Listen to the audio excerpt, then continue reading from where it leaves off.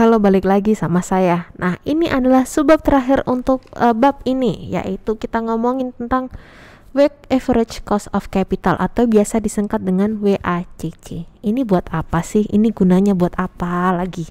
Nah, kali ini kita akan ngomongin tentang GIMA, karena ngomongin tentang kira-kira pendanaan yang paling cocok itu apa. Kita udah ngomongin dari segi cost of capital, tapi kita akan coba gali lagi apakah yang kita lihat dari cost of capital sesuai enggak nih sama WACC kita.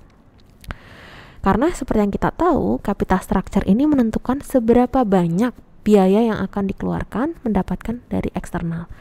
Kira-kira seperti apa nih? Karena capital structure keluar karena ada cost of capital. Gitu. Weighted average cost of capital atau WACC ini digunakan untuk melihat bagaimana komposisi pendanaan. Untuk tahu kira-kira komponen atau proporsi yang paling pas yang bisa kita gunakan untuk perusahaan kita itu seperti apa. Nah, ini simple saja untuk cari WACC. WACC itu sama dengan dari persenan equity, jadi ekuitas kalian berapa persen komposisinya dikali dengan expected return untuk equity, sedangkan untuk ditambah dengan persenan debt atau berapa komposisi debt dikali dengan tingkat bunga. Jadi masih nanti kita pakai case 1, 2, 3, 4 yang sebelumnya kita sudah bahas. Di sini kayak saya ambil case di nomor 3. Kan kita tahu nih bahwa pembiayaannya itulah 50% dari ekuitas, 50% dari hutang.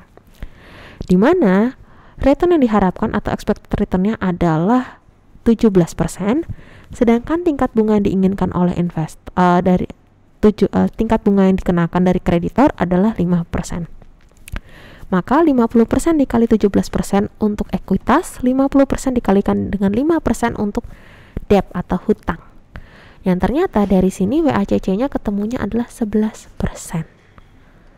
Nah, tinggal kita masukkan ke dalam case kita. Di sini, yang pertama 100% dari hutang, cost of debit-nya adalah 12%. Jadi tingkat bunganya adalah 12%. Karena tidak ada cost equity, jadi ya sudah 12%.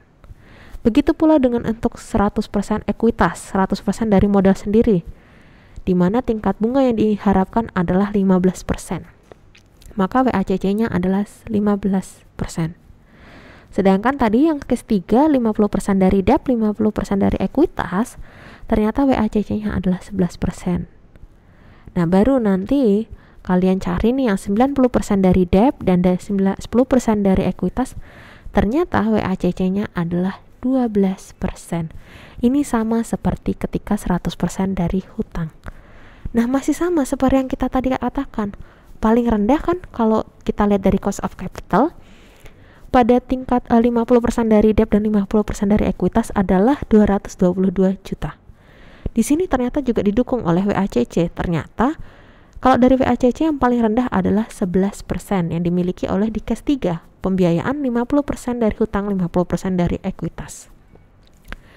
Nah, dimana dari sini kita bisa tahu bahwa kombinasi mana sih yang paling cocok, kombinasi mana sih yang paling menghasilkan biaya terendah, karena tujuan dari capital structure ini untuk melihat kira-kira proporsi yang paling cocok, proporsi yang paling menguntungkan bagi perusahaan itu apa, dilihat dari weighted average cost of capital yang paling rendah.